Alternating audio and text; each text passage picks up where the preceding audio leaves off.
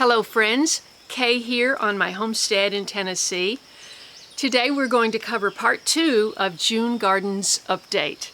Today we're going to go down to the lower garden. That's about 5,000 square feet that I carved out in the lower part of my front yard. I've got a very deep front yard here. It goes from 350 feet to my mailbox and about 200 feet on this side. It's kind of the road is kind of angled.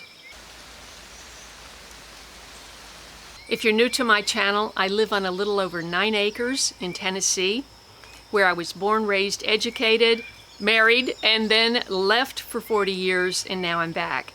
I wanted to have a big garden where I could try to be sustainable, grow a large portion of my own food, take care of myself if the grid goes down or if other people need help. But number one, my overreaching goal is to inspire others to try to grow their own food. I've been doing that since my LA garden, tiny little garden, inspire people to grow their own food.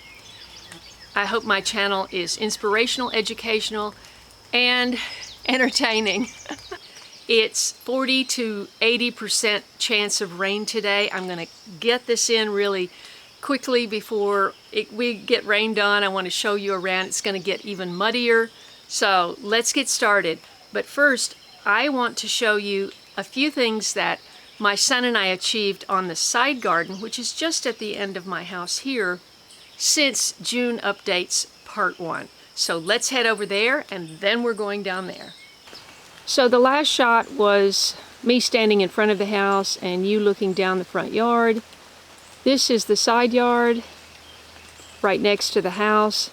Some people have suggested putting a greenhouse here. However, this is on the opposite side of the house and the sun never comes over here directly overhead. And in the winter, it comes over at an angle and most of it is blocked.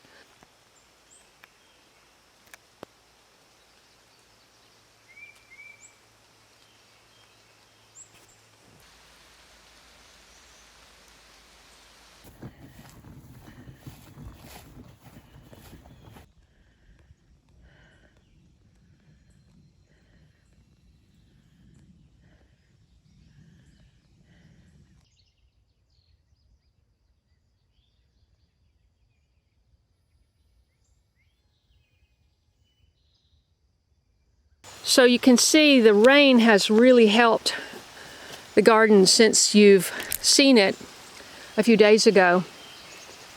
This is my Wapsie flower corn.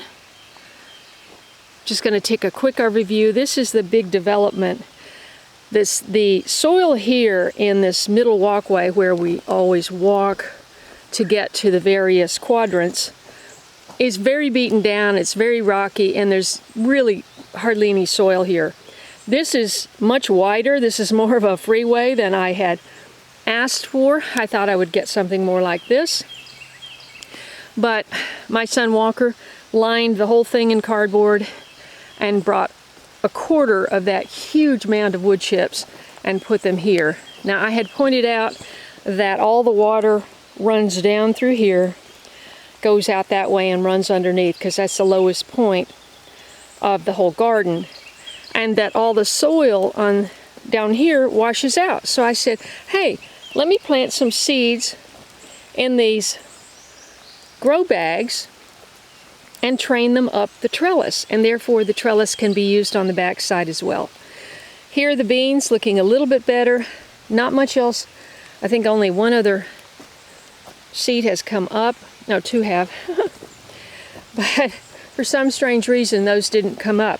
Now, remember when I said I was going to leave, please go back and watch part 1 so you know what I'm talking about. But I said I was going to leave all of these watermelons. I was going to leave this blank so all these watermelons could grow over here. Well, that just wasn't good enough. I had about 4 pounds of potatoes that I just had to plant, and I'll take a moment and show you some of those stills. So it was suggested to me from the first that I should take out a couple of these watermelons, and I may still do that, I'm not sure. This one was over there, you may recall. and I was going to try to preserve it over there, and I said, nah, I'm going to put it here. I covered it in a burlap bag for 2 or 3 days after I moved it, and it's fine. Peppers are looking better. I took the time to put compost around each one. All those volunteers there are looking better, and the peppers over here are looking better too. I just added the compost, and look at the sunflower now. It's probably 9 feet tall. Corn is looking much better, taller, and I am pretty excited about that. And this has probably doubled in size, this volunteer watermelon. Okay, let's head down. It's raining. Okay, the camera and I are getting wet, so we're gonna do this quickly. This is actually the best kind of rain to have for my garden because of the slopes everywhere. What tends to happen is it comes down hard and fast, and it washes the soil out. This is a perfect example. This is the highest corner of this 5,000 square feet, and it has been washed out multiple times. Right now I have a couple of logs here, but that's not sufficient. I've got everything growing in rows this way to try to, the roots underneath those plants hopefully will hang on to that soil a little better. So in this bottom quadrant I have tomatoes. You remember in my, I'll put the link right up there, I did a planting tomatoes in a trench. Why you should do that, what circumstances would bring you to do that, to plant tomatoes in a trench. And so be sure and check that out. These were all planted in a trench. I don't know why, but right after I planted them, they looked terrible, and I didn't think anything was going to make it. And now, I think without exception, all of these are good. I did plant some on the lower fence, I'll show you, but they, I think I've lost 2 of those. So let's go take a closer look. We're going to be in the rain though, so stay dry, get your hot cup of tea. Presently, the most outstanding thing in the garden are my sunflowers. These are all volunteers. I did not plant one seed. I had about 4 rows of sunflowers, a little bit smaller area than this last year. The seeds dropped, and this was the first thing that came back. I did not water the sunflowers one time during all those weeks of drought, not once. There is a lot of moisture when you have clay soil, but it's down deep, and so you put in seeds and seedlings, and they're just this deep in the ground, and you've got to keep those watered or they just don't take. But once they get, you know, it's funny about volunteers, like weeds and volunteer plants that come back from seeds that dropped, you know, in your year before or years before. They don't seem to need water. You don't have to water them. But boy, you better water something that you plant, especially, you know, when you have dry weather. And it's going to rain on and off all day, so that's why we're doing this in the dripping rain. But let me turn off the electric, and we'll go inside and take a walk around.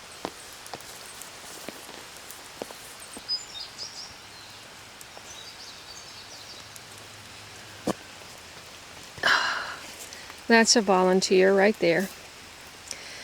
Okay, so you are seeing this at the same time I'm seeing this for the first time. It's got a little mark here, but hopefully it'll recover that. See some flowers. What I've done so far to secure the tomatoes is use these little plastic hooks. They are very convenient because there's a hook on each side, so you can turn it if you need to. This is a happy discovery. This is blue spice basil, and if you recall last year, I'll try to put a shot on the screen. I just wanted to point out that these blue spice basil look absolutely fantastic, but they're starting to break. And I don't know if that's from the weight or if there's an animal in here breaking it. I had rows, 2 or 3 rows of blue spice basil here. They dropped a lot of seeds, and look at this. That's a weed. Okay, I've really worked hard to keep the weeds down. What I did was I took 4 plants and I put them out here so they would have an opportunity to spread out. There are actually 5 of them. Just can't stand weeds.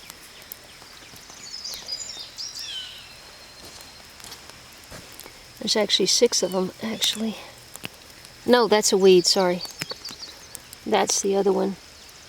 If you've never seen a potato leaf tomato, this is a very good example. And I don't have that many. And it says tie-dye, but this says tie-dye too. So I don't know how that can be. Maybe I got them mixed up. But I'm just thrilled that they look so good because they looked so bad to start with. I planted anise hyssop at the end of each row. This is crazy. You have to have protection. When you're dragging a hose around, you've got to have protection. So I started putting in the stakes. This one I knocked down. I snapped it off and it's coming back. There's 3 rows of peppers that Randy grew. He just threw some seeds in one bucket. I sat here and separated them out. They were just little ones, just had a couple of leaves on them. And I didn't know if they'd make it. And about, it looks like 5 or 6 haven't made it. But I'll have plenty of peppers. And here, this is calendula. I planted them late after they'd gotten very leggy.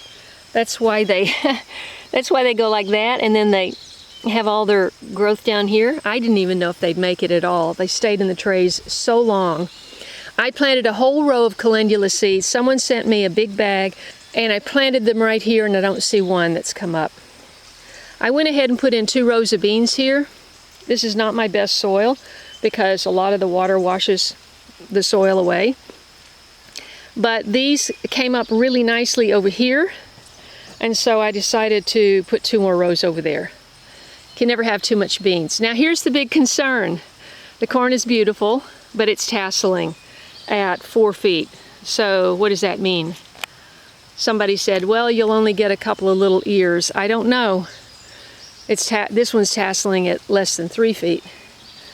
So after all this work, I'm going to do a whole video on corn because that's like my curse.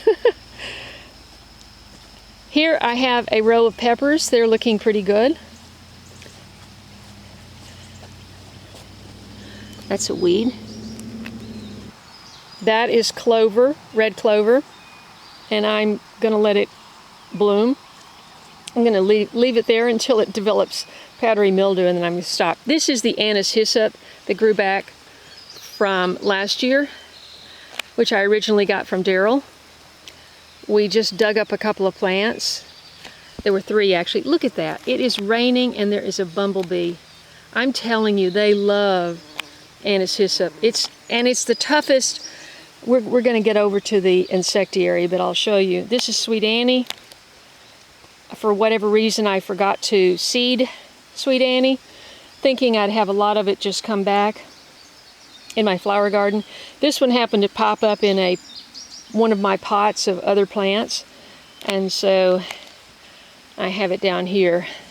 This is Rio Zappi and this is Hutterite. These are 2 heirloom beans that I bought at the National Heirloom Expo in 2017. And I've been growing them, so I used the seeds from last year. Over on this trellis, this is the heirloom cowpea I originally got from Sharon at Sharon's Natural Gardens. You can find her online. She sells seeds, tinctures, baskets, homemade baskets. And I just put down a lot of seeds. I didn't want to take a chance. They really need to be thinned to grow over this trellis. Now, recently, I'm trying to think of her name, she sent me all kinds of seeds, and this is the double bloom blue butterfly vine. And so that's coming up. Oops. This is the mustard cover crop that's still popping up everywhere. And I planted the single bloom on this side. I planted a lot of seeds. I didn't want to take any chances. I've seeded everything late. This is the yard-long bean that was sent to me. I've only got 1 coming up. You know, I shouldn't have put a green string here. I can hardly see that. But underneath the green string I planted artichoke. Let's see if a single thing has come up. Well, actually this looks like the mustard. So I don't see any emergence of that. This is cardinal climber. I planted a whole tray of those. I only got 2 plants. I planted one at each end of the trellises, and that one got broken and it died. This is the only one I have. This is also yard-long bean that was given to me, and hopefully it'll grow up and grow over and it'll be beautiful and all of that. This is the last thing I've planted. You can just see little compost 2 rows there. These are old beans that I had, and I thought if I don't plant these now, they'll, and they may not come up. One is black turtle bean and one is Henderson baby lima bean, both bush beans. And look at this monster of volunteer. How lucky can you get? Okay, all of this is interesting. I had some cushaw squash. I had not gotten around to seeding cucurbits. And I cut open a cushaw that was going bad just to save the seeds, and they were sprouting inside the squash. And I just put handfuls in each one of these, and they all came up. In fact, I think there were about 8 or 10 coming up here, and I thinned them out. I put some up with Randy's peppers, and they didn't transplant well. This one I moved over here, transplanted. It's doing okay. Okay, I've spent more time on this insectiary than I have everything else in this garden. I have planted and replanted and replanted, mostly seeds that came from Betty Freckles in Canada. Okay, don't forget, you're walking. Okay, in my quest to cram it all in, I put in a tiny row here of hibiscus that was sent to me by the same person that sent me the butterfly vine. So what is in here is, of course, the strongest thing is some of the anise hyssop volunteers. I planted zinnias, I planted amidara, that's what this is. I planted one every other space, and most of those died. I planted columbine. That was what I was most looking forward to, because I've never grown columbine, and I saw it in England, and I absolutely wanted to grow it. This is columbine, but I'm not too hopeful. Look how many died off. Meanwhile, I've got all of this mustard coming back up all around. So what I did the other day is I raked the middle of this. I said, I will never do this again. Start flowers inside and nurse them along and then set them out.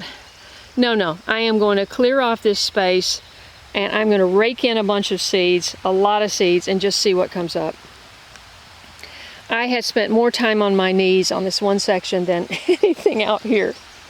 Okay, so some of these watermelons, I bought 4 of these watermelons. 1, 2, 3, 4. I think one was a volunteer, or 2 were volunteers. This one died, it got broken, and all of these are volunteers. I've even got a volunteer watermelon in my sweet potatoes. I discovered this the other day. So my sweet potatoes look better than anything else, and I'll cover it more in depth, how I did it.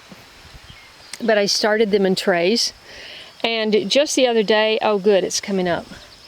I planted Guatemalan blue banana squash, and they're coming up. And I also planted Cherokee tan from seeds I got from Danny at Deep South. And I don't see anything coming up yet in these last 2 or 3. Okay, so here's just a little island I wanted to do. I featured it in my community page.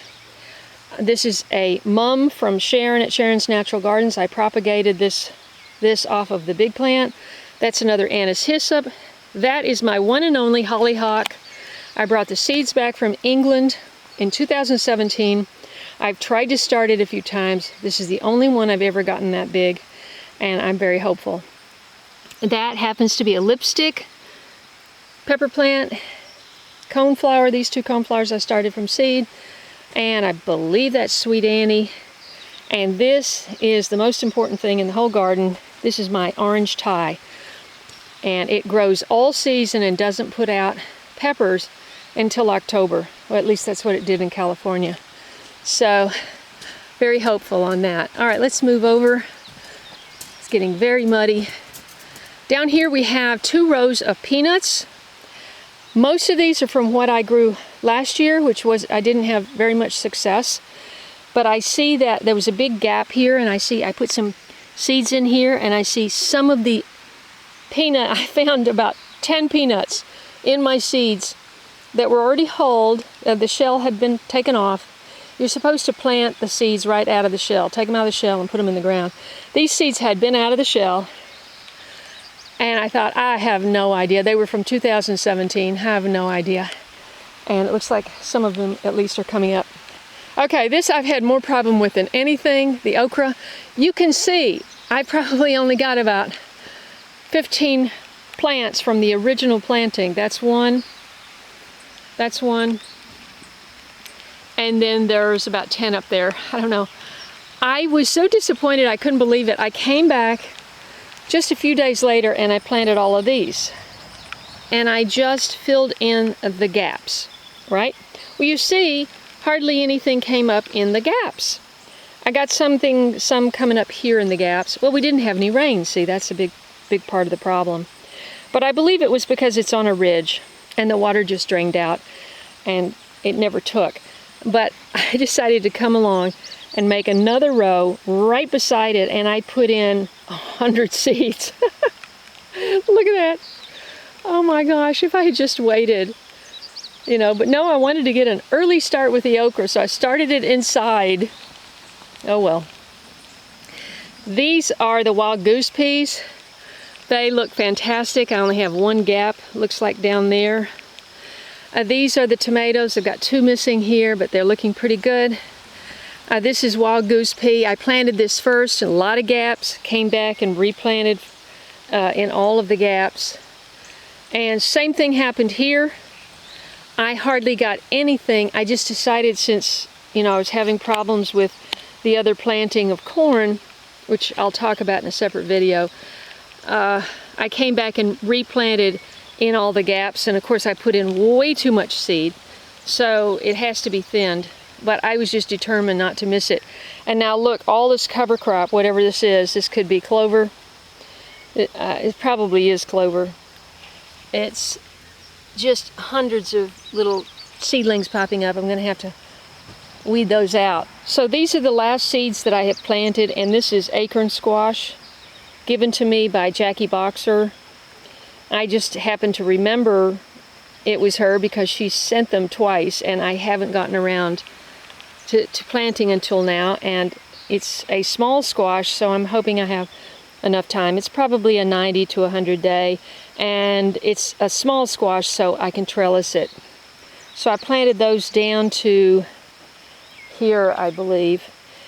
No, I planted them down to here. So that is going to be acorn squash, and then from here to there, I have some cucumbers. Right now I only have 2 that were sent to me. The seeds were sent to me by Jack Davis a couple of years ago, and it's a Baker Creek seed, and I can't wait. Here I have cucumbers. Oh dear, this is a Chinese black cucumber, or black Chinese cucumber, or something like that.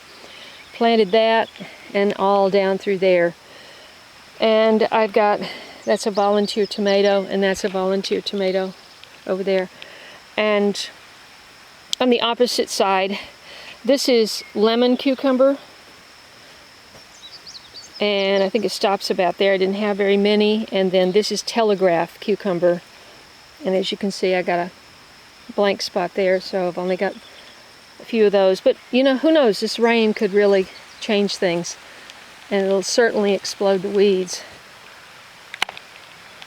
We are getting rained on, but gently, and that is the best possible way to get it, so that none of this stuff, especially just planted seeds, wash out, you know. Over here, and I should have just planted them in a bucket, and I probably will. I planted a row of dill seeds, but dill takes 20 to 25 days to come up, and all you do is press them into the soil. So that's going to be a real long shot. I've got one little spot here of the Guatemalan blue squash that I thought, you know, might have room to spread out here.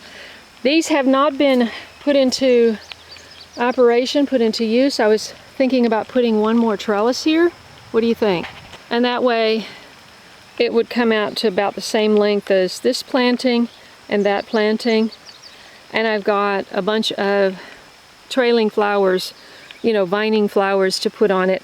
And then the other panel I was thinking about putting, since I crammed everything in over here so close together, and I'm going to have sweet potatoes growing out. All these sweet potatoes I've got to mulch. I've got the hay over there under a, well, can you see over there? It's a covered partial bale of hay, round bale. I want to use that one first. I want to mulch all the sweet potatoes because, you know, once those vines start coming out, and they really get a lot of weeds growing up through there, and you just cannot control that. Fortunately, most of my weeds here are cover crop, so it's a desirable legume or something that builds soil anyway. But still, you know, the purslane is a persistent problem down here, and that Asian copperleaf is just terrible too. So that got into everything last year. Well, you can see this is a microcosm here of the kind of weeds that I can expect if I don't mulch. So, and then there's clover and the mustard, and what else? That's the tour of the lower garden.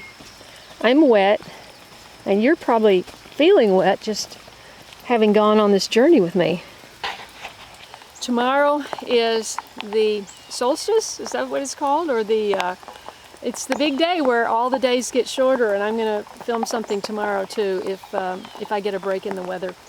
But now I've got to go clean house and edit, so thank you so much for joining me for this tour.